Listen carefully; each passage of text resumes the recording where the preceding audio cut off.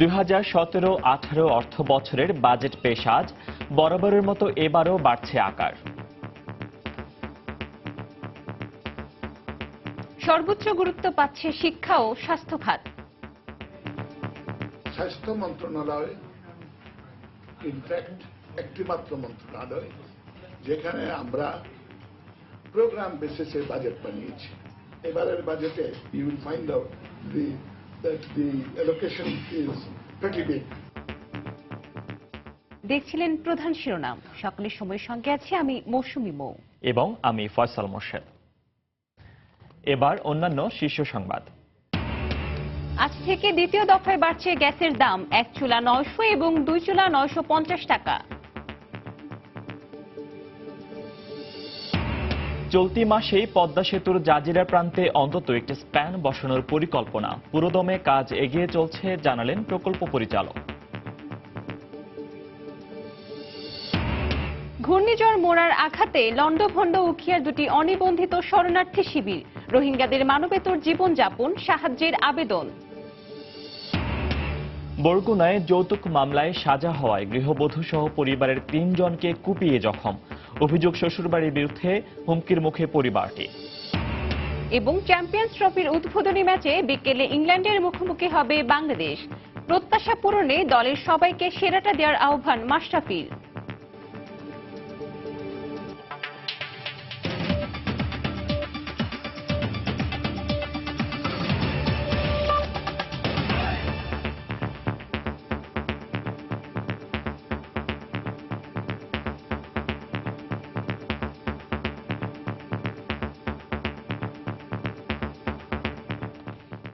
শুরুতেই 2017-18 অর্থ বছরের বাজেটের খবর। আজ ঘোষণা হচ্ছে দশম জাতীয় সংসদের চতুর্থ বাজেট। দুপুর 1:30টায় জাতীয় সংসদে 2017-18 অর্থ বছরের এ বাজেট ঘোষণা করবেন অর্থমন্ত্রী আবুল মাল আব্দুল মুহিত। অর্থমন্ত্রী হিসেবে এটি তাঁর 11তম ও বাংলাদেশের 47তম বাজেট। আসছে বাজেটে সম্ভাব্য সর্বোচ্চ গুরুত্ব থাকবে শিক্ষা ও স্বাস্থ্য খাতে। বাজেটের আকার হতে পারে 4,266 কোটি টাকা। সম্ভাব্য রাজস্ব লক্ষ্যমাত্রা রয়েছে 2,82,000 কোটি টাকা। প্রবৃদ্ধির লক্ষ্য ধরা হয়েছে 7.4% ও মূল্যস্ফীতি 5.5%। এবার বার্ষিক উন্নয়ন কর্মসূচি এডিপিতে বরাদ্দ রাখা হচ্ছে 1,64,084 কোটি টাকা। 2017-18 অর্থ বছরের বাজেটে স্বাস্থ্য খাতে বরাদ্দ বাড়বে বলে জানিয়েছেন অর্থমন্ত্রী আবুল মাল আব্দুল মুহিত। গতকাল দুপুরে সচিবালয়ে স্বাস্থ্যমন্ত্রীর সঙ্গে বৈঠকে অর্থমন্ত্রী জানান এবারের স্বাস্থ্য বাজেট হবে কর্মসূচি ভিত্তিক। স্বাস্থ্য মন্ত্রণালয় ইনফ্যাক্ট একটিমাত্র মন্ত্রণালয় যেখানে আমরা প্রোগ্রাম বেসিসে বাজেট বানিয়েছি। অর্থাৎ revenue budget and development budget combine করে তারা বাজেটটা করেন। প্রথম বছর হয়তো একটু to get acquainted with it একটু সময় লাগবে, কিন্তু আমরা কিন্তু in the expectation that it will pick up. এবারের বাজেটে কালকে you will find out that the allocation is pretty big. দেশের ইতিহাসে 47তম বাজেট ঘোষণা হতে যাচ্ছে আজ। স্বাধীনতা পরবর্তী বাংলাদেশে 1972 সালের প্রথম বাজেটের আকার ছিল মাত্র 786 কোটি টাকা, যা বর্তমানে ছাড়িয়ে যাচ্ছে 4 লাখ কোটি টাকা। সভাপতিত্বে মন্ত্রিসভার প্রথম বৈঠকে স্বাধীন বাংলাদেশের প্রথম বাজেট ঘোষণা করেন বঙ্গবন্ধু সরকারের তৎকালীন অর্থমন্ত্রী তাজউদ্দিন আহমদ। 1972 সালে 30 জুন প্রথমবারের মতো 786 কোটি টাকার বাজেট উপস্থাপন করেন তিনি। প্রথমবারের মতো বাজেট 1000 কোটি টাকা ছাড়ায় 1974-এ, আর 1988 সালে বাজেটের আকার দাঁড়ায় 10,565 কোটি টাকায়। 2003 সালে ঘোষিত 31তম বাজেট প্রথমবারের মতো 50,000 কোটি টাকা ছাড়িয়ে যায়। অর্থমন্ত্রী সাইফুর রহমানের পেশ করা এ বাজেট ছিল 51,980 কোটি টাকার। 5 বছর পর 2008-9 অর্থ বছরে যা 1 লাখ কোটি টাকা ছাড়িয়ে যায়। তত্ত্বাবধায়ক সরকারের অর্থ উপদেষ্টা মির্জা আজিজুল ইসলাম পেশ করেন এ বাজেট। অর্থ বিভাগ জাতীয় রাজস্ব বোর্ড 2011 সালের বাজেটের আকার ছিল 1,63,000 কোটি টাকা এবং 2012 সালে 7 জুন উপস্থাপিত হয় 42তম বাজেট। মহাজোট সরকারের গত মেয়াদের পঞ্চম ও শেষ বাজেট 2 লাখ কোটি টাকা ছাড়াই এর আকার ছিল 2,22,491 কোটি টাকা। আমাদের সক্ষমতা অবশ্যই বেড়েছে। দ্বিতীয় মেয়াদের মহাজোট সরকারের প্রথম বাজেট দেয়া হয় 2014 সালের 5 জুন, যার আকার ছিল 2,50,506 কোটি টাকা, যা 2015 সালে এসে দাঁড়ায় 2,95,100 কোটি টাকায়। এরপর 2016 সালে এসে এর পরিমাণ দাঁড়ায় 3,40,605 কোটি টাকা। মহাজোট সরকারের চতুর্থ বাজেট পেশ হতে যাচ্ছে 1 জুন। টানা নভেম্বরের মতো অর্থমন্ত্রী আবুল মাল আব্দুল মুহিত এ বাজেট পেশ করবেন সময়ের প্রয়োজনেই, যার আকার দাঁড়াবে 4 লাখ কোটি টাকার উপরে। কাজল আব্দুল্লাহ, সময় সংবাদ, ঢাকা। এবারের বাজেট হবে ক্ষমতাসীন আওয়ামী লীগ সরকারের 19তম বাজেট, আর প্রধানমন্ত্রী শেখ হাসিনার নেতৃত্বাধীন আওয়ামী লীগ সরকারের 15তম বাজেট এটি। 9 মাস রক্তক্ষয়ী মুক্তিযুদ্ধের পর বাংলার আকাশে ওঠে স্বাধীনতার প্রথম সূর্য, আর স্বাধীন বাংলাদেশের স্থপতি শেখ মুজিবুর রহমানের নেতৃত্বে শুরু হয় স্বপ্নের সোনার বাংলা বিনির্মাণ। আর এরই ধারাবাহিকতায় 1972-73 অর্থ বছরে গণপরিষদে উপস্থাপন করা হয় বাংলাদেশের ইতিহাসের প্রথম বাজেট। 30 জুন 1972 সালে বঙ্গবন্ধুর নেতৃত্বাধীন সরকারের 786 কোটি টাকার প্রথম বাজেট ঘোষণা করেন তৎকালীন অর্থমন্ত্রী তাজউদ্দিন আহমেদ। বঙ্গবন্ধু হত্যার 21 বছর পর 1996 সালে বর্তমান প্রধানমন্ত্রী শেখ হাসিনার নেতৃত্বে আওয়ামী লীগ দ্বিতীয় দফায় ক্ষমতায় আসে। পরে 1997 সালের 28 জুলাই তৎকালীন অর্থমন্ত্রী শাহ এএমএস কিবরিয়া ঘোষণা করেন শেখ হাসিনা সরকারের প্রথম বাজেট। 1996-97 অর্থ বছরের 24,603 কোটি টাকার সে বাজেট তৎকালীন সরকারের শেষ বছরে গিয়ে দাঁড়ায় 42,306 কোটি টাকায়। এরপরে 2009 সালে আওয়ামী লীগ নেতৃত্বাধীন মহাজোট ক্ষমতায় এলে প্রথমবারের মতো 1 লাখ কোটি টাকার বাজেট প্রস্তাব করেন অর্থমন্ত্রী আবুল মাল আব্দুল মুহিত, যা পরবর্তী কয়েক অর্থ বছরে বেশ বড় আকারেই বেড়েছে। নবম জাতীয় সংসদের শেষ বাজেটই রেকর্ড 2,22,491 কোটি টাকার বাজেট উপস্থাপন করেন মুহিত। প্রত্যাশার চেয়ে অধিক ছিল। দ্বিতীয় মেয়াদে ক্ষমতায় এসে চলতি অর্থ বছরে 3,40,000 কোটি টাকার বাজেট দেয় আওয়ামী লীগ নেতৃত্বাধীন মহাজোট সরকার। 2017-18 অর্থ বছরের বাজেট হবে ক্ষমতাসীন আওয়ামী লীগের 19তম বাজেট। ইমতিয়াজ আহমেদ, সময় সংবাদ, ঢাকা। ক্ষমতাসীন আওয়ামী লীগ সরকারের চলতি মেয়াদের তৃতীয় বাজেট পেশ করবেন অর্থমন্ত্রী আবুল মাল আব্দুল মুহিত। 2017-18 অর্থ বছরের বাজেট উপস্থাপনের মধ্য দিয়ে টানা নবমবারের মতো বাংলাদেশ সরকারের বাজেট প্রণয়ন করবেন 83 বছর বয়সী প্রবীণ এই মন্ত্রী। আবুল মাল আব্দুল মুহিত 2009 সাল থেকে টানা 8 বছর ধরে গণপ্রজাতন্ত্রী বাংলাদেশ সরকারের অর্থমন্ত্রীর দায়িত্ব পালন করছেন এই রাজনীতিবিদ। তৎকালীন অবিভক্ত ভারত উপমহাদেশের শ্রীহট্ট, বর্তমানে সিলেট জেলায় 1934 সালে জন্মগ্রহণ করেন তিনি। ঢাকা বিশ্ববিদ্যালয়ে ইংরেজি সাহিত্যে স্নাতক ও স্নাতকোত্তর ডিগ্রি অর্জনের পর 1963 সালে হার্ভার্ড বিশ্ববিদ্যালয় থেকে এমপিএ ডিগ্রি অর্জন করেন। বেশ দাপটের সাথে শুরু করেন কর্মজীবনও। 1960 থেকে 63 সাল পর্যন্ত দায়িত্ব পালন করেন তৎকালীন পাকিস্তান সিভিল সার্ভিস সংস্থার কেন্দ্রীয় কমিটির মহাসচিব হিসেবে। 1969 সালে যোগ দিয়েছিলেন যুক্তরাষ্ট্রের তৎকালীন পাকিস্তান দূতাবাসের অর্থনৈতিক পরামর্শক হিসেবে। পাকিস্তান কর্ম পরিকল্পনা কমিশনের প্রধান ও উপসচিব থাকা অবস্থায় তিনি পূর্ব ও পশ্চিম পাকিস্তানের বৈষম্য প্রতিবেদন আকারে পাকিস্তান কংগ্রেসে পেশ করেন। 1971 সালে বাংলাদেশের স্বাধীনতা সংগ্রামের পক্ষে নিজের অবস্থান তুলে ধরে চাকরি থেকে অব্যাহতি নিয়ে অস্থায়ী বাংলাদেশ সরকারের পররাষ্ট্র মন্ত্রণালয়ের ওয়াশিংটন দূতাবাসে ইকোনমিক কাউন্সিলরের দায়িত্ব পালন করেন তিনি। স্বাধীন বাংলাদেশে 1972 সালে পরিকল্পনা কমিশনের সচিব এবং 1977 সালে অর্থ ও পরিকল্পনা মন্ত্রণালয়ের বহিঃসম্পদ বিভাগের সচিব হিসেবে দায়িত্ব পালন করেন মুহিত। 1982 থেকে 83 সাল পর্যন্ত এরশাদ সরকারের অর্থ ও পরিকল্পনা মন্ত্রণালয়ের উপদেষ্টা হিসেবে কাজ করেছেন মুহিত। পরবর্তী সময়ে বিশ্বব্যাংক, জাতিসংঘ, আন্তর্জাতিক মুদ্রা তহবিল ও আন্তর্জাতিক কৃষি উন্নয়ন সংস্থা সহ বেশ কয়েকটি আন্তর্জাতিক প্রতিষ্ঠানে কর্মরত ছিলেন তিনি। সিলেট 1 আসনে জাতীয় সংসদ সদস্য হিসেবে নির্বাচিত হওয়ার পর 2009 সালের 6 জানুয়ারি বাংলাদেশ সরকারের অর্থমন্ত্রী হিসেবে শপথ গ্রহণ করেন এই রাজনীতিবিদ। নবম জাতীয় সংসদের সবকটি বাজেটই প্রণয়ন করেছেন মুহিত। দশম জাতীয় সংসদে বিনা প্রতিদ্বন্দ্বিতায় নির্বাচিত হন এই নেতা। এবার আওয়ামী লীগ সরকারের চলতি মেয়াদের চতুর্থ বাজেট সংসদে পেশ করবেন প্রবীণ এই নেতা। ঈশিতা ব্রহ্ম, সময় সংবাদ, ঢাকা। আজ থেকে দ্বিতীয় ধাপে গ্যাসের বর্ধিত মূল্য কার্যকর হতে যাচ্ছে। নতুন মূল্য অনুযায়ী 1 চুলার জন্য 900 টাকা এবং 2 চুলার জন্য 950 টাকা গুনতে হবে গ্রাহকদের। গত 23শে ফেব্রুয়ারি 2 ধাপে গ্যাসের দাম বাড়ানোর ঘোষণা দেয় এনার্জি রেগুলেটরি কমিশন। প্রথম ধাপে 1 মার্চ দাম বাড়ে। তখন 1 চুলা 750 টাকা এবং 2 চুলা 800 টাকা করা হয়। পরে দ্বিতীয় ধাপে 1 জুন থেকে দাম বাড়ার সিদ্ধান্ত হয়। এই মূল্য বাড়ার সিদ্ধান্ত চ্যালেঞ্জ করে নগর পরিকল্পনাবিদ স্থপতি মোবাশ্বের হোসেন গত 27শে ফেব্রুয়ারি উচ্চ আদালতে একটি রিট করেন। পরে গত 28শে ফেব্রুয়ারি দ্বিতীয় ধাপে কার্যকর হতে যাওয়া মূল্য নির্ধারণের সিদ্ধান্ত 6 মাসের জন্য স্থগিত করেছিলেন হাইকোর্ট। গত মঙ্গলবার এই স্থগিতাদেশের বিরুদ্ধে এনার্জি রেগুলেটরি কমিশনের করা আবেদনের শুনানিতে চেম্বার বিচারপতি সৈয়দ মাহমুদ হোসেন পূর্বের আদেশটি স্থগিত করেন। এতে করে আজ থেকে দ্বিতীয় ধাপে বর্ধিত দাম কার্যকরে আর কোনো বাধাই থাকল না। পদ্মা সেতুর নির্মাণ কাজের অগ্রগতি নিয়ে প্রতি মাসের 1 তারিখে আমরা বিশেষ রিপোর্ট প্রচার করে থাকি। তারই ধারাবাহিকতায় আজও থাকছে প্রকল্প নিয়ে রিপোর্ট। চলতি মাসেই পদ্মা সেতুর একাংশ দৃশ্যমান করতে পুরোদমে কাজ চলছে। পরিকল্পনা রয়েছে নদীর জাজিরা প্রান্তে অন্তত 1টি স্প্যান বসানোর। এখনো পর্যন্ত মূল সেতুর কাজ 54% শেষ হওয়ার কথা থাকলেও কাজ হয়েছে 44%।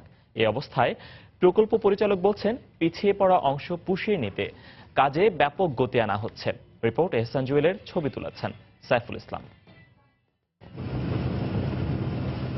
নদীতে চলছে কাজ। প্রমত্তা পদ্মার বুক ছিঁড়ে জেগে উঠছে নতুন নতুন কাঠামো। প্রায় প্রতিদিনই একটু একটু করে পাল্টে যাচ্ছে পদ্মা নদীর চেহারা। সেতুর 42টি পিলারের মধ্যে কাজ শুরু হয়েছে 16টির। এক একটি পিলারে 6টি করে পুরো সেতুতে পাইল বসবে 252টি। এর মধ্যে 28টি পাইলের কাজ পুরো এবং 57টি পাইলের কাজ অর্ধেক শেষ হয়েছে। নদীর তলদেশের মাটির গঠন এবং বিশেষভাবে তৈরি করা চ্যানেলের মধ্যে কম স্রোত বিবেচনা করে গত 1.5 বছর ধরে শরীয়তপুরের জাজিরা প্রান্তেই পাইলিং এর মূল কাজটি চলছে।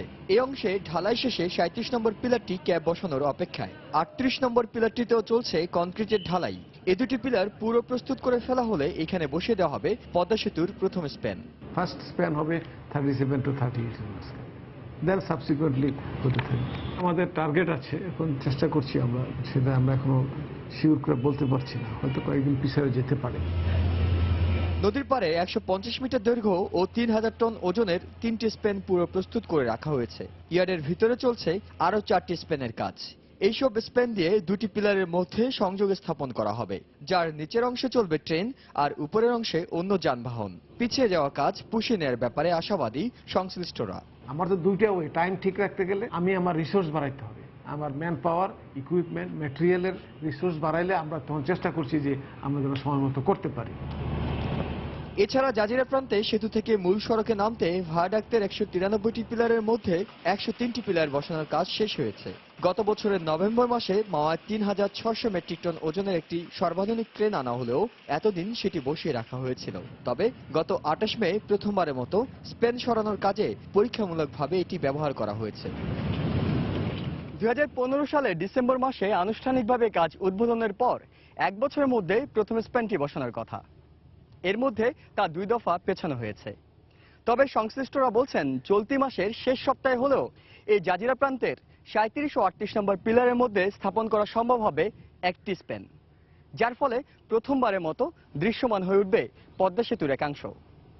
ইহসান জুয়েল, সময় সংবাদ, জাজিরা, শরীয়তপুর। সকালের সময়ে আরো থাকছে। অকাল বন্যার প্রভাব পড়েছে সিলেটের ঈদ বাজারে। শপিং মলগুলোতে দেখা মিলছে না ক্রেতার, হতাশ বিক্রেতারা। ঘূর্ণিঝড় মোরার আঘাতে তছনছ হয়েছে উখিয়ার 2টি অনিবন্ধিত শরণার্থী শিবির। খোলা আকাশের নিচে মানবেতর জীবনযাপন করছেন মিয়ানমার থেকে বাংলাদেশে আশ্রয় নেওয়া রোহিঙ্গারা। স্থানীয়রা বলছেন এই মুহূর্তে তাদের সাহায্যের প্রয়োজন। সুজাউদ্দিন রুবেলের তথ্য এবং মোহাম্মদ ফরাজের ছবি নিয়ে ডেস্ক রিপোর্ট। মিয়ানমারের নির্যাতনের শিকার রোহিঙ্গারা সীমান্ত পেরিয়ে আশ্রয় নিয়েছেন কক্সবাজারের উখিয়া উপজেলার কুতুপালং ও বালুখালী এলাকায়। এখানে গড়ে উঠেছে 10,000-এর অধিক ঝুপড়িঘর। কিন্তু ঘূর্ণিঝড় মোরার আঘাতে এসব ঘর তছনছ হয়ে গেছে। ফলে খোলা আকাশের নিচে মানবেতর জীবনযাপন করছে তারা। বাত্তা থাইবেলা বাত থাই না পারি বাদে বাসা তাই সাম বা ফেলাই তাকি না মারি হষ্ট গিয়ে গুড়া গুড়া ফাইন হতুন লই আর গদ্দর মাইলে ইয়ে গই আজ্জা দুদিন হজিন দিয়ার আর তো বাত্তা নে হারা নাই বালোহালি রোহিঙ্গা যেদিন আছে এই দিনের কথা আছে বইয়ারে মারি সব গুলো বিষয় ফেলাই। স্থানীয় জনপ্রতিনিধি জানালেন, জরুরি ভিত্তিতে ক্ষতিগ্রস্ত রোহিঙ্গাদের মানবিক সহায়তা দেওয়া প্রয়োজন। প্রায় 7-8 হাজার ঘর সম্পূর্ণ বিধ্বস্ত হয়েছেন, পলিথিন উড়ে গেছেন, ওরা মানবতার জীবনযাপন করিতেছেন। এই মুহূর্তে সরকারি বেসরকারি এনজিও সংস্থা, আন্তর্জাতিক সংস্থার সাহায্য ইমিডিয়েট প্রয়োজন। উপজেলা নির্বাহী কর্মকর্তা জানালেন, বিভিন্ন সংস্থার মাধ্যমে রোহিঙ্গাদের জন্য ত্রাণ সহায়তা প্রদান করা হচ্ছে। এখানে বেশ কিছু দেশি বিদেশি অর্গানাইজেশনস আছে, IOM আছে, শেড আছে, তারপরে ওয়ার্ল্ড ফুড প্রোগ্রাম আছে, তারা এখানে কন্টিনিউয়াসলি সাহায্য দিয়েই যাচ্ছে। তো এই ক্ষেত্রে তাদের সমস্যা হওয়ার কথা না, এবং আমরা বিষয়টা দেখছি তারা সাহায্য তাদের পেয়েই যাচ্ছে। উখিয়ার কোতোপালং ও বালুখালী অনিবন্ধিত শরণার্থী শিবিরে বসবাস করছে মিয়ানমার থেকে পালিয়ে আসা প্রায় লক্ষাধিক রোহিঙ্গা। সময় সংবাদ, কক্সবাজার। ঘূর্ণিঝড় মোরার পর নৌবাহিনীর উদ্ধার অভিযানে কুতুবদিয়ার কাছে গভীর সমুদ্র থেকে 20 জেলেকে জীবিত উদ্ধার করা হয়েছে। মঙ্গলবার রাতে বাংলাদেশ নৌবাহিনীর জাহাজ খাদেম তাদের উদ্ধার করে। গতকাল বিকেলে রাজধানীতে নৌবাহিনী সদর দপ্তরে এক ব্রিফিংয়ে জানানো হয়, গভীর সমুদ্রে ভারতীয় নৌবাহিনী 33 জেলেকে উদ্ধার করেছে। এ বিষয়েও তারা আনুষ্ঠানিকভাবে অবগত আছেন। মঙ্গলবার রাতে কুতুবদিয়ার নিকট গভীর সমুদ্রে বিকল হওয়া প্রায় ডুবন্ত নৌকায় 20 জেলেকে দেখতে পায় নৌবাহিনীর জাহাজ। শুরু হয় উদ্ধার অভিযান। একে একে নৌকা থেকে জাহাজে তুলে আনা হয় 20 জেলেকে, দেয়া হয় প্রাথমিক চিকিৎসা ও খাবার। পরে তাদের হস্তান্তর করা হয় স্থানীয় প্রশাসনের কাছে। ঘূর্ণিঝড় মোরা বাংলাদেশে আঘাত হানার পর থেকেই সেন্ট মার্টিন, টেকনাফ, চট্টগ্রাম ও খুলনার উপকূলীয় অঞ্চল সহ গভীর সমুদ্রে তল্লাশি অভিযান শুরু করে নৌবাহিনী। বিকেলে রাজধানীতে এক ব্রিফিংয়ে নৌবাহিনী জানায়, সমুদ্রে এখনো কেউ নিখোঁজ থাকতে পারে এমন আশঙ্কায় পুরো সমুদ্র সীমাকে 5টি এলাকায় ভাগ করে একযোগে উদ্ধার অভিযান চালানো হচ্ছে। এতে কাজ করছে নৌবাহিনীর 15টি জাহাজ ও একটি হেলিকপ্টার ও একটি টহল বিমান। একটি যুদ্ধ জাহাজ বানৌটা খাদেম রাত 1:15টার সময় 20 জন জেলেকে আপনার কুতুবদিয়া থেকে প্রায় 5 কিলোমিটার পশ্চিমে সমুদ্র থেকে তাদেরকে উদ্ধার করে। এদিকে গভীর সমুদ্রে ভারতের একটি ত্রাণবাহী জাহাজ একজনের মৃতদেহ সহ অন্তত 33 জেলেকে উদ্ধার করেছে বলে ভারতীয় হাইকমিশনের অফিসিয়াল ফেসবুক পেজের বরাতে খবর প্রকাশ করে গণমাধ্যম। সরকারের অনুমোদন সাপেক্ষেই এই জাহাজটি এখানে এসেছে মূলত ত্রাণ সহায়তা নিয়ে আসার জন্য, এবং ত্রাণ সহায়তা নিয়ে আসার এক পর্যায়ে তারা সমুদ্রে ভাসমান অবস্থায় কিছু জেলে দেখতে পায়। প্রায় 33 জনকে তারা উদ্ধার করে। উদ্ধার অভিযানের পাশাপাশি বিভিন্ন এলাকায় ত্রাণ তৎপরতাও চালানো হচ্ছে বলে জানায় নৌবাহিনী। তাফসির বাবু, সময় সংবাদ, ঢাকা। প্রধানমন্ত্রী শেখ হাসিনা বলেছেন, ঘূর্ণিঝড় মোরার আঘাতে ক্ষতিগ্রস্তদের তালিকা তৈরি করে পুনর্বাসনের ব্যবস্থা করছে সরকার। গতকাল সকালে জাতীয় সংসদে বক্তব্য রাখেন প্রধানমন্ত্রী। তিনি বলেন, পূর্বাভাস পাওয়া মাত্রই সরকার সতর্ক হয়। সঙ্গে সঙ্গে সংশ্লিষ্ট মন্ত্রণালয়, দফতর ও স্থানীয় প্রশাসনকে দিক নির্দেশনামূলক বক্তব্য দেওয়া হয়। এ কারণে ক্ষয়ক্ষতির পরিমাণ অনেকটাই কম হয়েছে। একদিকে প্রশাসনের পক্ষ থেকে, দুর্যোগ ত্রাণ মন্ত্রণালয়ের পক্ষ থেকে এবং আমাদের প্রধানমন্ত্রী মন্ত্রণালয় থেকেও যে আমরা সহযোগিতা করব। আবার রাজনৈতিক দল হিসেবে আমাদের টিম আমরা ইতিমধ্যে তৈরি করে ফেলেছি। সকালেই যা করা হয়ে গেছে, যথাযথ নির্দেশনা দেওয়া হয়ে গেছে। তারা হয়তো আজকের মধ্যেই অনেকে চলে যাবে দুর্গত এলাকায়। আর যাদের ঘরবাড়ি নষ্ট হয়েছে নিশ্চয়ই আমরা ঘরবাড়ি করে দেব। খাদ্যের অভাব তাদের হবে না ইনশাআল্লাহ, সে ব্যবস্থা আমরা করছি। যেমন আমরা ইতিমধ্যে যেহেতু হাওড়া অঞ্চলে খাদ্য আমাদের নষ্ট হয়েছে, ইতিমধ্যে আমি নির্দেশ দিয়েছি বিদেশ থেকে আরো খাদ্য ক্রয় করার জন্য।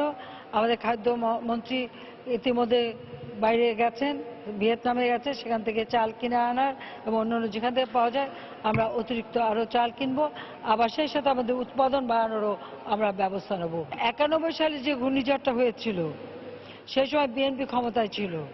29শে এপ্রিলে ঘূর্ণিঝড়টা হয় যতদূর সম্ভব আমার মনে পড়ে। সেই সময় কিন্তু বিএনপি সরকারের পক্ষ থেকে কোনো আগাম প্রস্তুতি কিচ্ছু নেওয়া হয়নি। এমনকি যে ঘূর্ণিঝড় আসছে তার কোনো ঘোষণাও ছিল না। ঘূর্ণিঝড় মোরার আঘাতে ক্ষতিগ্রস্ত হয়েছে কক্সবাজারের টেকনাফ ও শাহপুরের দ্বীপ সহ উপকূলীয় বিভিন্ন অঞ্চল। ঘূর্ণিঝড় পরবর্তী ক্ষয়ক্ষতির খবর জানাতে শাহপুরের দ্বীপে আছেন সহকর্মী কমল দে। সরাসরি চলে যাচ্ছে তার কাছে। কমল। ধন্যবাদ ফয়সাল। আপনি জানেন যে মঙ্গলবার সকালে 135 কিলোমিটার বেগে যে ঘূর্ণিঝড় মোরা বয়ে গেছিল সেটা সবচেয়ে বড় ক্ষতিগ্রস্ত এলাকা হচ্ছে এই কক্সবাজারের টেকনাফ উপজেলা। বিশেষ করে টেকনাফ উপজেলা সেন্ট মার্টিন ইউনিয়ন এবং সেই সাথে শাহপরী দ্বীপ, সাবরাং ইউনিয়ন সব প্রায় 8টি ইউনিয়নের শতকরা 70 থেকে 80% ক্ষতিগ্রস্ত হয়েছে বলে উপজেলা প্রশাসন এবং স্থানীয় সংসদ সদস্য আব্দুর রহমান বদি আমাদেরকে জানিয়েছেন।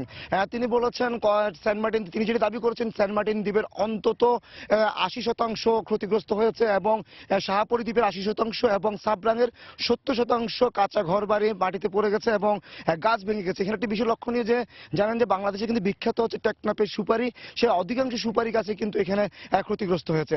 এছাড়া টেকনাফবাসীর আরেকটি জীবিকা নির্বাহ করে, সেটি হলো গাছের চারা লাগিয়ে সে সবগুলি গাছের চারা নষ্ট হয়ে গেছে এবারের ঘূর্ণিঝড়। আপনি দেখতে পাচ্ছেন গতকাল এই মঙ্গলবারের ঘূর্ণিঝড়ের পর এখানে কিন্তু সবগুলি ঘর বাড়ি ভেঙে যায়। গত দুদিন ধরে স্থানীয় জনগণ নিজেদের উদ্যোগে যেহেতু কিছুক্ষণ পরপরই বৃষ্টি আসছে, সে বৃষ্টি থেকে রক্ষা পাওয়ার জন্য তারা পলিথিন দিয়ে তারা কোনো রকমের চালাটা ঠিক করেছে, কিন্তু তাদের যে চালা সে চালা উড়ে গেছে ঘূর্ণিঝড়ের আঘাতে। আমরা যেখানে দাঁড়িয়ে আছি সেই শাহপরী দ্বীপের ঠিক পাশে, সেখানে জোয়ারের পানি প্রবেশের পর কিন্তু এখন সে পানি নামেনি। এর ফলে কিন্তু কিছু কিছু এলাকা এখনো কিন্তু প্লাবিত অবস্থায় আছে এবং বিদ্যুৎ বিচ্ছিন্ন অবস্থায় আছে আজকে প্রায় 3 থেকে 4 দিন ধরে। এতে বলা যায় একটা চরম দুর্বিষহ দিনপাত করছে এই টেকনাফ, শাহপরী, সাবরাং এবং সেন্ট মার্টিন এলাকার বাসিন্দারা। এক্ষেত্রে উপজেলা যে উপজেলা কর্মকর্তা রয়েছেন জাহিদ হোসেন সিদ্দিকী, তার সাথে আমরা কথা বলেছিলাম। তিনি আমাদেরকে জানিয়েছেন যেহেতু যোগাযোগ ব্যবস্থা খুবই খারাপ, সেখানে তারা সেন্ট মার্টিনের যেতে পারছে না, তবে নৌবাহিনীর মাধ্যমে সেন্ট মার্টিন দ্বীপে তারা কিছুটা ত্রাণ সহযোগিতা চালিয়ে যাচ্ছেন। এবং একই সাথে টেকনাফের যে শাহপরী দ্বীপ সেটা একটি দুর্গম এলাকা, প্রায় 3 থেকে 4 কিলোমিটার পায়ে হেঁটে আসতে হয়, এরপর নৌকা যোগে আসতে হয় এই শাহপরী দ্বীপে। সেখানেও কিন্তু ত্রাণ দেওয়ার আজকে থেকে শুরু করবে বলে স্থানীয় সংসদ সদস্য আব্দুর রহমান বদি আমাদেরকে জানিয়েছেন। স্থানীয় বাসিন্দারা বলছেন তারা যেদিন মঙ্গলবার সকালে ঘূর্ণিঝড় তাদের 70 থেকে 80% ঘর বাড়ি যে কাঁচা ঘর বাড়ি ছিল সবগুলি চালা উড়ে গেছে এবং বৃষ্টির মধ্যে তাদেরকে দিন কাটাতে হচ্ছে। এবং যখন কিছুক্ষণ পর এখানে বৃষ্টি আসছে এবং আর বিশেষ জানেন যে জোয়ারের পানি এখানে কিন্তু বেড়িবাঁধ ক্ষতিগ্রস্ত হওয়ায় জোয়ারের আসলে জোয়ারের পানিতে তলিয়ে যাচ্ছে এখানকার নিচু এলাকাগুলো। ভাটার সময় তো পানি কিছুটা কমে, তবে তা পুরোপুরি কমে না, অনেকটা স্থায়ী জলাবদ্ধতার মতো সৃষ্টি হয়েছে এই টেকনাফের শাহপরী দ্বীপ এলাকায়।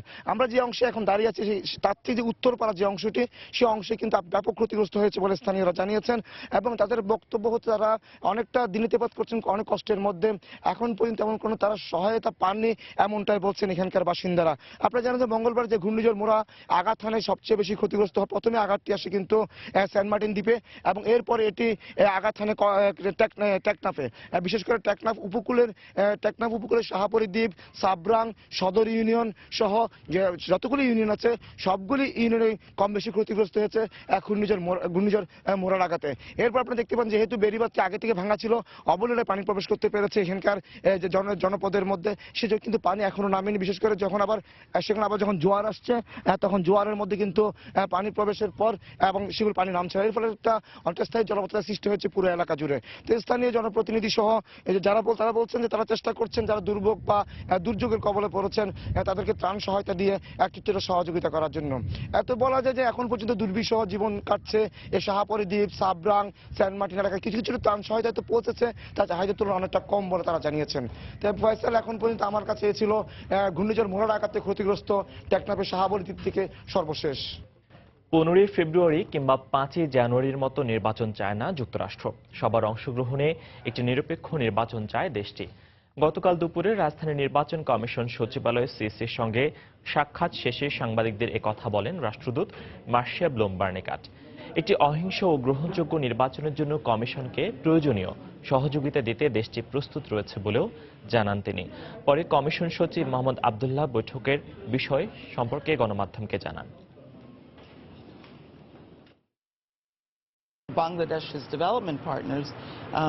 বাংলাদেশের উন্নয়ন সহযোগী হিসেবে একটি অবাধ, সুষ্ঠু ও গ্রহণযোগ্য নির্বাচন অনুষ্ঠানে সব ধরনের সহযোগিতা দিতে প্রস্তুত যুক্তরাষ্ট্র। দুই পক্ষই একটা সুষ্ঠু নির্বাচন চাচ্ছে এবং এটা যাতে আপনার 12ই ফেব্রুয়ারি এবং 5ই জানুয়ারির যেটা মানে বয়কট করার মতো নির্বাচন যাতে না হয়। বড় দল নির্বাচন বয়কট করার ফলে যে নির্বাচন সংক্রান্ত বিষয়ে যে সকলের অংশগ্রহণ এটা দাবি করা যায় না, এটা সিসি মহোদয় বলেছেন। রাজধানীর পুরান ঢাকার হোসেনি দালানে তাজিয়া মিছিলে বোমা হামলার ঘটনায় জামায়াতুল মুজাহিদিন বাংলাদেশ জেএমবি 10 সদস্যের বিরুদ্ধে অভিযোগ গঠন করেছেন আদালত। এর মধ্য দিয়ে মামলার আনুষ্ঠানিক বিচার কাজ শুরু হলো। গতকাল ঢাকা মহানগর দায়রা জজ কামরুল হোসেন মোল্লা আসামিদের বিরুদ্ধে অভিযোগ গঠন করেন। একই সঙ্গে মামলাটি অষ্টম অতিরিক্ত আদালতে বদলি করেন। এই মামলায় সাক্ষ্য গ্রহণের জন্য 15 জুন দিন ধার্য করেছেন আদালত। 2015 সালের 23 অক্টোবর তাজিয়া মিছিলের প্রস্তুতিকালে জেএমবির সদস্যরা হোসেনি দালানে বোমা হামলা চালায়। এ ঘটনায় 2 জন নিহত এবং শতাধিক আহত হন। পরে রাজধানীর চকবাজার থানায় সন্ত্রাস বিরোধী আইনে একটি মামলা দায়ের করে পুলিশ। 2016 সালে 18 অক্টোবর আব্দুল্লাহ আল মাসুদের আদালতে 10 আসামির বিরুদ্ধে চার্জশিট দাখিল করে গোয়েন্দা পুলিশ। সকালের সময় আরো থাকছে, তুরস্ক ইরাক সীমান্তে টহল দেওয়ার সময় তুর্কি সামরিক বিমান বিধ্বস্ত, 13 সেনা নিহত। বিদ্যুতের তারের সঙ্গে ধাক্কা লাগায় দুর্ঘটনা, বলছে কর্তৃপক্ষ। অকাল বন্যার প্রভাব পড়েছে সিলেটের ঈদ বাজারে। প্রবাসী স্বজনকে ঈদ উপহার পাঠাতে অন্যান্য বছর রোজার শুরুতে ক্রেতাদের উপচে পড়া ভিড় থাকলেও এবার ব্যতিক্রম। জনপ্রিয় শপিং মলগুলোতে তেমন একটা দেখা মিলছে না ক্রেতার। যদিও ব্যবসায়ীরা দেশি পোশাকের পাশাপাশি বিদেশি পোশাকে সাজিয়েছেন দোকানগুলো। আব্দুল আহাদের প্রতিবেদন, ছবি তুলেছেন দিগেন সিংহ। সিলেট নগরীর নয়া সড়ক ও নাইরপুল এলাকায় রয়েছে জনপ্রিয় সব শপিং মল। এই মলগুলোতে যেমন ভিন্ন ডিজাইনের পোশাক পাওয়া যায়, সেই সাথে দামও সব ধরনের ক্রেতার উপযোগী। শপিং মলগুলোতে ঈদ পোশাকে সাজানো চারপাশ। কোথাও হাতের তৈরি বুটিকের পোশাক, আবার কোথাও বিদেশি, কিন্তু তাতে ক্রেতাদের তেমন একটা নজর নেই। দোকানগুলো অনেকটাই ক্রেতাশূন্য। ব্যবসায়ীরা জানান অকাল বন্যার কারণে এই অবস্থা, আর হলিডে থাকায় প্রবাসীরাও আসেনি দেশে। বন্যায় হয়তো কিছু এফেক্ট পড়বে, বৃষ্টি হলে আমাদের একটু সমস্যা হয়। এইবার কিন্তু আমরা প্রবাসী পাবো না। এর কারণ হলো জুলাই ওদের 20 তারিখ না 25 তারিখে বন্ধ হবে। তবে যে কজন ক্রেতা পাওয়া গেছে তারা এসেছেন ডিজাইন পছন্দ করতে। পছন্দ হলে কেউ কেউ কিনেও নিচ্ছেন। জাস্ট বাজারটা দেখার জন্য যে কিরকম কি কালেকশন গুলো আসতেছে বা নতুন কি আছে এটা দেখার জন্য আসছে। নিজের পছন্দের মতো জিনিস কিনবো, এই জন্য আগে থেকে একটু ফলো আপ দিতেছি আর কি। অবশ্য দাম নিয়ে তেমন অভিযোগ নেই কারো। বিক্রেতারা জানান সব পর্যায়ের মানুষের জন্য ভিন্ন দামের পোশাক রেখেছেন তারা। দামগুলো মোটামুটি ঠিকই আছে। পাঞ্জাবি 2টা কিনছি। এখানে মানে ভিড় করতে হচ্ছে না, দেখলাম যে সবকিছু রিজনেবল। পাঞ্জাবি আছে 1150, 1050 থেকে আছে 2600, 2750, আর ড্রেস আছে 3600 টাকা পর্যন্ত ড্রেস আছে। সিলেটের সাথে মৌলভীবাজার, সুনামগঞ্জ ও হবিগঞ্জ জেলার দূরত্ব কম থাকায় সেখানকার ক্রেতারাও মনের মতো পোশাক কিনতে বিভাগীয় শহরে ভিড় করেন। আব্দুল আহাদ, সময় সংবাদ, সিলেট। বরগুনায় যৌতুক মামলায় সাজা হওয়ায় ক্ষিপ্ত হয়ে গৃহবধূ, তার বোন ও বাবাকে কুপিয়ে আহত করেছে শ্বশুর বাড়ির লোকজন। বর্তমানে আহত অবস্থায় তারা সবাই আমতলী উপজেলা স্বাস্থ্য কমপ্লেক্সে চিকিৎসাধীন রয়েছেন। এই ঘটনায় আবারও আইনের আশ্রয় নিয়ে হুমকির মুখে রয়েছে পরিবারটি। পুলিশ বলছে পরিবারটিকে সর্বাত্মক সহায়তা করছেন তারা। এসএম সিফাতের তোলা ছবিতে এম এ আজিমের রিপোর্ট। বিয়ের পর স্বামী ও শ্বশুরবাড়ির লোকজন যৌতুক দাবি করলে তাদের বিরুদ্ধে আদালতে মামলা দায়ের করেন বর্তমানে আহত অবস্থায় আমতলী উপজেলা স্বাস্থ্য কমপ্লেক্সে চিকিৎসারত আসমা। মামলায় শ্বশুরবাড়ির সবাই খালাস পেলেও পলাতক অবস্থায় থাকা স্বামীর 5 বছরের সশ্রম কারাদণ্ড দেন আদালত। এ ঘটনায় তার শ্বশুরবাড়ির সবাই ক্ষিপ্ত হয়ে প্রায় হুমকি ধামকি দিয়ে আসছিল তাকে। সবশেষ গত 22 মে সোমবার রাতে বাবা ও বোনকে নিয়ে পানি আনতে যাওয়ার পথে হামলা করে তারা। তাদের চিৎকারে আশপাশের মানুষ ছুটে এসে হামলাকারীদের মধ্যে তার শ্বশুরকে হাতে নাতে আটক করে পুলিশে সোপর্দ করে। এ ঘটনায় আবারও মামলা করে চাপের মুখে আছে পুরো পরিবার। তাদের বাড়ির সামনে থেকে যাওয়া আসা আমাদের পথ, তখন আমারে লাইট দিয়ে বাম সাইডে সলটা মারছে। আমার মাথায় কোপ দিছে, ছোট বোনের হাত ভেঙে গেছে আঘাত করার পরে। তাদের কথা হয়েছে যে আমরা পরজনে দেশে থাকবো না, ওদের শেষ করে যাব। আসমার শ্বশুরবাড়ি গিয়ে খুঁজে পাওয়া যায়নি কাউকে। সোমবার যে রাইতে মারামারি হয়েছে, মঙ্গলবার মিলবে না আইসি। আমি বাড়িঘর ছাড়া? হ্যাঁ, সব ছাড়া। পুলিশ জানায় দুজন আসামিকে গ্রেপ্তার করা হয়েছে। সব ধরনের আইনি সহায়তা দিতে প্রস্তুত তারা। বাদীপক্ষের হুমকি দিচ্ছে এরকমের কোনো সংবাদ আমার কানে এই পর্যন্ত আসে নাই। যদি আসে, যদি বাদীপক্ষ বলে যে আমাকে হুমকি দিচ্ছে, তাহলে সে ব্যাপারেও আমরা আইনানুগ ব্যবস্থা নিব। গত বছরের 29 আগস্ট যৌতুক মামলায় সাজা হয় আসমার স্বামী জাকির হোসেনের। এরপর থেকেই পলাতক সে। এম এ আজিম, সময় সংবাদ, বরগুনা। ময়মনসিংহের ফুলবাড়িয়া উপজেলার তেজপাটুলি গ্রামে সন্তানদের নিষ্ঠুরতার শিকার হয়ে গোয়ালঘরে শিয়ালের কামড়ে অসুস্থ প্রায় শতবর্ষী বৃদ্ধা মরিয়ম নেসা। বর্তমানে ময়মনসিংহ মেডিকেল কলেজ হাসপাতালে 4 সদস্যের একটি মেডিকেল বোর্ড সার্বক্ষণিক তার চিকিৎসার তদারকি করছেন। অসহায় এই বৃদ্ধা সরকারি সামাজিক নিরাপত্তা কর্মসূচির কোনো সহায়তা না পেলেও বিষয়টি সামাজিক যোগাযোগ মাধ্যমে আলোচিত হলে অনেকেই এগিয়ে এসেছেন সহযোগিতা করতে। এ ঘটনায় বৃদ্ধার বড় ছেলে মুখলেসুর রহমানকে গ্রেফতার করেছে পুলিশ। সাইম আকুন্দের ছবি নিয়ে হারুনুর রশিদের রিপোর্ট। ময়মনসিংহের ফুলবাড়িয়া উপজেলার তেজপাটুলি গ্রামের মৃত মুসলিম উদ্দিনের স্ত্রী প্রায় শতবর্ষী মরিয়ম নেসা 5 সন্তানের জননী। 1975 সালে স্বামী মারা যাওয়ার পর অন্যের বাড়িতে কাজ করে বড় ছেলেকে ম্যাট্রিক পাশ করান। বড় ছেলে মুখলেস ও মেজ ছেলে মোবারক বিয়ে করে মাকে রেখে স্ত্রী সন্তানকে নিয়ে অন্যত্র চলে যায়। 3 মাস করে পালাক্রমে মাকে সন্তানদের দেখাশোনার কথা থাকলেও বড় 2 ছেলে মাকে দেখাশোনা করেনি। গত 9 মাস ধরে গুরুতর অসুস্থ মরিয়ম নেসার ঠাঁই হয় ছোট ছেলের ভাঙা গোয়াল ঘরে। 9 দিন আগে শিয়ালের কামড়ে আরো অসুস্থ হয়ে পড়লেও তার চিকিৎসা করাচ্ছিল না সন্তানেরা। দীর্ঘদিন ধরে মানবেতর জীবনযাপন করলেও তার ভাগ্যে জুটেনি বয়স্ক ভাতা, বিধবা ভাতা সহ সরকারি কোনো সাহায্য। তবে বিষয়টি সামাজিক যোগাযোগ মাধ্যমে আলোড়িত হলে অনেকেই এগিয়ে এসেছেন তাকে সহায়তা করতে। 80 বছরের মধ্যে বয়স্ক ভাতা, বিধবা ভাতা কিছুই পায় নাই। না হতে কাট কোট চাওয়ার গেলে আঙ্গারে কাট দিছে না। তার পায়ে শিয়ালে কামড় দিয়েছে, তো তার আগেই আমাদের ইউনিয়ন পরিষদ চেয়ারম্যান উনি একটি ভ্যাকসিনের ব্যবস্থা করেছিলেন ওনার জন্য। আমি আমাদের এমপি মহোদয়ের সঙ্গে কথা বলি। আমাদের এমপি মহোদয় তাৎক্ষণিকভাবে আমাকে বলেছে যে আপনি ওনাকে হসপিটালে নিয়ে আসেন। এদিকে অসহায় বৃদ্ধা মরিয়ম নেসার চিকিৎসা চলছে ময়মনসিংহ মেডিকেল কলেজ হাসপাতালে। 4 সদস্যের একটি মেডিকেল বোর্ড সার্বক্ষণিক তার চিকিৎসার তদারকি করছেন। যা যা পরীক্ষা অ্যাডভাইস করা সেটা আমরা অ্যাডভাইস করে দিয়েছি, আর আমরা তার যে আগে ম্যানেজমেন্ট চলছিল সেটার সাথে আরো কিছু যোগ করে আমরা একটা নতুন ম্যানেজমেন্ট দিয়ে আসছি। জেলা প্রশাসক জানান, উন্নত চিকিৎসার পাশাপাশি তার স্থায়ী পুনর্বাসনের ব্যবস্থা করা হচ্ছে। তার পুনর্বাসনের বিষয়টি নিশ্চিত করব এবং আমরা ইতিমধ্যে বয়স্ক ভাতার ব্যবস্থা করেছি এবং অন্যান্য যে সকল সাহায্য দেওয়া যায় সে বিষয়গুলো আমরা খতিয়ে দেখছি। তবে এক ঘটনায় বৃদ্ধার বড় ছেলেকে গ্রেপ্তার করে জেলহাজতে পাঠানো হলেও এখনও মামলা হয়নি বলে জানান ফুলবাড়িয়া থানার ভারপ্রাপ্ত কর্মকর্তা। হারুনুর রশিদ, সময় সংবাদ, ময়মনসিংহ। দেশের বাইরের খবর। তুরস্কের দক্ষিণ পূর্বাঞ্চলীয় সিরনাক প্রদেশে সামরিক হেলিকপ্টার বিধ্বস্ত হয়ে দেশটির 13 জন সেনা সদস্য নিহত হয়েছেন।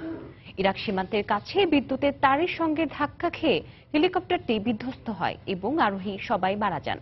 তুরস্কের সামরিক বাহিনী এক বিবৃতিতে জানায়, হেলিকপ্টারটি তুরস্ক ইরাক সীমান্তে টহল দিচ্ছিল। বুধবার রাতে উড্ডয়নের 3 মিনিটের মধ্যে দুর্ঘটনার কবলে পড়ে এটি।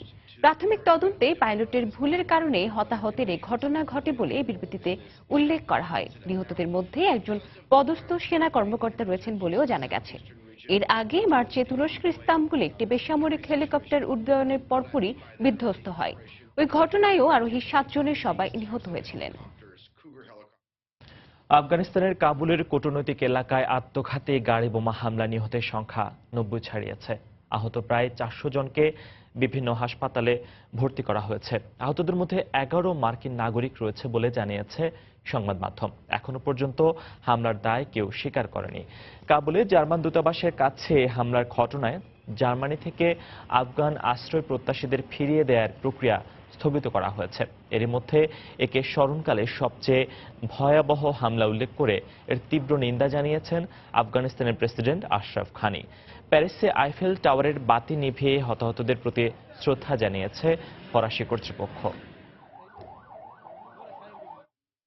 ভারতের দিল্লি বিধানসভায় আম আদমি পার্টির বিধায়কদের মধ্যে হাতাহাতির ঘটনা ঘটেছে। বুধবার বিধানসভার অধিবেশন চলাকালে মুখ্যমন্ত্রী কেজরিওয়ালের বিরুদ্ধে দুর্নীতির অভিযোগ তুলে বক্তব্য দেওয়ার সময় এএপির নেতা কপিল মিশ্রের সঙ্গে কয়েকজন বিধায়কের হাতাহাতির ঘটনা ঘটে। পরে স্পিকারের নির্দেশে কপিলকে টেনে হিঁচড়ে সভাকক্ষ থেকে বের করে দেওয়া হয়। বিধানসভার বাইরে সাংবাদিকদের সঙ্গে আলাপকালে কপিল মিশ্র অভিযোগ করে বলেন, কেজরিওয়ালের দুর্নীতির বিরুদ্ধে বক্তব্য দেয় তার উপর বিধায়কেরাও চড়াও হন। শিগগিরই তিনি মুখ্যমন্ত্রী কেজরিওয়ালের সব অনিয়ম ও দুর্নীতি ফাঁস করবেন বলেও হুমকি দেন। এর আগে চলতি মাসের শুরুতে কপিল মিশ্রকে মন্ত্রিসভা থেকে বরখাস্ত করেন মুখ্যমন্ত্রী অরবিন্দ কেজরিওয়াল।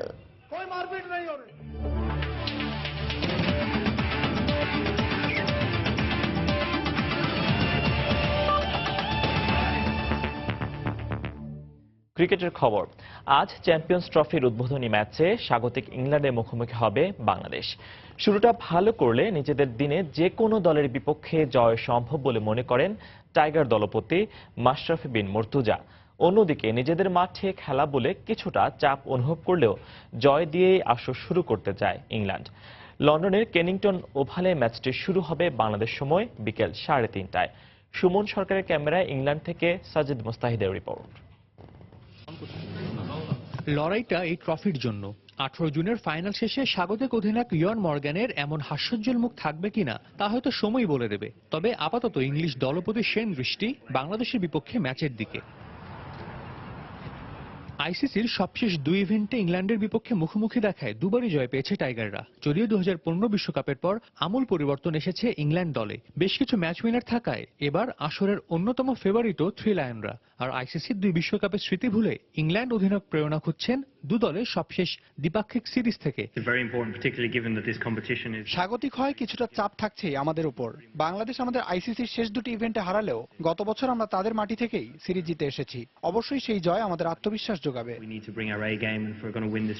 চ্যাম্পিয়ন্স ট্রফির উদ্বোধনী ম্যাচের আগে বাংলাদেশ ইংল্যান্ড দুদলই দাঁড়িয়ে এক মোহনায়। দক্ষিণ আফ্রিকার বিপক্ষে সিরিজ জিতলেও শেষ ম্যাচটির ব্যাটিং বিপর্যয় যেমন ভাবনার কারণ ইংল্যান্ডের, ঠিক তেমনি বাংলাদেশ অধিনায়ক মাশরাফির চিন্তার কারণ ভারতের বিপক্ষে প্রস্তুতি ম্যাচটি। তবে ভারতের বিপক্ষে ম্যাচটি আপাতত ভুলে যেতে চাইছেন মাশরাফি। আমি চাইবো না যে সবাই এটা নিয়ে বেশি চিন্তা করুক, স্পেশালি প্লেয়াররা, কারণ যদি এর আগের 5টা ম্যাচ দেখি আমরা, সেগুলোয় আমরা খুব ভালো ব্যাটিং করেছি। সো ওই ফিলিংসটা নিয়েই মাঠে খেলতে আসাই উচিত। ম্যাচের আগের দিন অনুশীলন করেনি টাইগাররা। ভারতের বিপক্ষে এমন হারের পর ইংল্যান্ডের বিপক্ষে মানসিক প্রস্তুতিকেই আদর্শ মনে করেছে টিম ম্যানেজমেন্ট।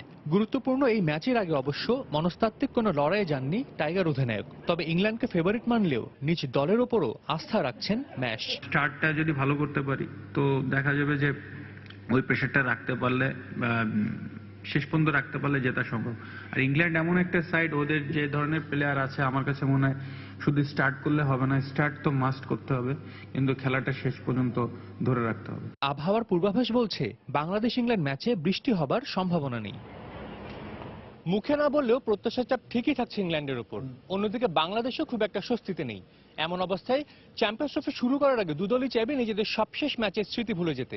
যদিও নিজেদের মাঠ হওয়ায় কিছুটা এগিয়ে থাকবে ইংল্যান্ড, কিন্তু ইভেন্টটা আইসিসির বলেই উড়িয়ে দেওয়া যাচ্ছে না বাংলাদেশের সম্ভাবনাও। লন্ডনের কেনিংটন ওভাল থেকে সাজিদ মুস্তাহিদ, সময় সংবাদ, ইংল্যান্ড। আইসিসি চ্যাম্পিয়ন্স ট্রফি আয়োজনের জন্য এখন পুরোপুরি প্রস্তুত ইংল্যান্ড। শেষ হয়েছে সব রকমের প্রস্তুতি। বৈশ্বিক এই ইভেন্টকে সামনে রেখে নেওয়া হয়েছে বিশেষ নিরাপত্তা ব্যবস্থাও। অত্যাধুনিক সব প্রযুক্তি ব্যবহার করে আইসিসি চ্যাম্পিয়ন্স ট্রফির আকর্ষণ বাড়ানোর ব্যবস্থাও নিয়েছেন আয়োজকরা। রয়েছে ম্যাচ শুরু করার আগে জমকালো উদ্বোধনী অনুষ্ঠানেরও। সুমন সরকারের ক্যামেরায় ইংল্যান্ড থেকে সাজিদ মুস্তাহিদের আরও একটি রিপোর্ট। 18 দিনের ক্রিকেটীয় মহারণ শুরু হতে বাকি আর মাত্র কয়েক ঘন্টা। কেনিংটন ওভাল প্রস্তুতি নিচ্ছে বিশ্বের সেরা দলগুলোকে বরণ করে নিতে। বাংলাদেশ ইংল্যান্ড ম্যাচ দিয়ে পর্দা উঠছে আইসিসি চ্যাম্পিয়ন্স ট্রফির 8ম আসরের। খেলা শুরুর আগে থাকছে জমকালো উদ্বোধনী অনুষ্ঠান। কোনো বিড়ম্বনা ছাড়া সবকিছু সম্পন্ন করতে চলছে শেষ মুহূর্তের প্রস্তুতি। ইংল্যান্ডের ঐতিহ্যবাহী মাঠগুলোর একটি এই কেনিংটন ওভাল। একাধিক বিশ্বকাপের ম্যাচ সহ এই মাঠে হয়েছে গেল চ্যাম্পিয়ন্স ট্রফির ম্যাচও। আইসিসির ইভেন্ট হওয়ায় থাকছে স্পাইডার ক্যাম্প সহ অত্যাধুনিক সব প্রযুক্তি ব্যবহার। বিশ্বের বিভিন্ন দেশ থেকে হাজারো সমর্থক আসবে এখানে খেলা দেখতে। আমরা সব রকম প্রস্তুতি নিয়ে রেখেছি। এর আগেও এই ভেন্যুতে আইসিসির অনেক ইভেন্ট আমরা সফলভাবে সম্পন্ন করেছি। এবারও সবকিছু ঠিকঠাক মতো হবে বলেই বিশ্বাস আমাদের। গেল সপ্তাহে ম্যানচেস্টার হামলার পর নিরাপত্তা ব্যবস্থা নিয়েও বাড়তি মনোযোগী আইসিসি। দেখেছি স্টেডিয়ামের মূল ফটক থেকে গ্যালারি পর্যন্ত যেতে প্রত্যেক দর্শককে বেশ কবার মুখোমুখি হতে হচ্ছে নিরাপত্তা কর্মীদের। পুরো স্টেডিয়ামে নিশ্ছিদ্র নিরাপত্তা নেওয়া হয়েছে। আমরা বেশ সতর্ক থাকছি। আশা করছি কোনো রকম অঘটন ছাড়াই টুর্নামেন্ট শেষ করব। 26,000 দর্শক ধারণ ক্ষমতার এই স্টেডিয়ামের প্রথম ম্যাচে মুখোমুখি হবে বাংলাদেশ ও ইংল্যান্ড। সাজিদ মুস্তাহিদ, সময় সংবাদ, কেনিংটন ওভাল, লন্ডন, ইংল্যান্ড। সকালের সময়ে শীর্ষ সংবাদগুলো জানিয়ে দিচ্ছি আরেকবার। 2017-18 অর্থ বছরের বাজেট পেশ আজ। বরাবরের মতো এবারও বাড়ছে আকার, সর্বোচ্চ গুরুত্ব পাচ্ছে শিক্ষা ও স্বাস্থ্য খাত। আজ থেকে দ্বিতীয় দফায় বাড়ছে গ্যাসের দাম, 1 চুলা 900 এবং 2 চুলা 950 টাকা। চলতি মাসে দৃশ্যমান হবে পদ্মা সেতুর একাংশ। জাজিরা প্রান্তে অন্তত একটি স্প্যান বসানোর পরিকল্পনা, পুরোদমে চলছে কাজ, জানালেন প্রকল্প পরিচালক। ঘূর্ণিঝড় মোরার আঘাতে লন্ডভন্ড টেকনাফ, ধ্বংস হয়ে গেছে সুপারির বাগান, পানির বরজ। উখিয়ায় রোহিঙ্গাদের 2টি অনিবন্ধিত শরণার্থী শিবিরের ক্ষয়ক্ষতি। এবং চ্যাম্পিয়ন্স ট্রফির উদ্বোধনী ম্যাচে বিকেলে ইংল্যান্ডের মুখোমুখি হবে বাংলাদেশ। প্রত্যাশা পূরণে দলের সবাইকে সেরাটা দিতে বললেন মাশরাফি।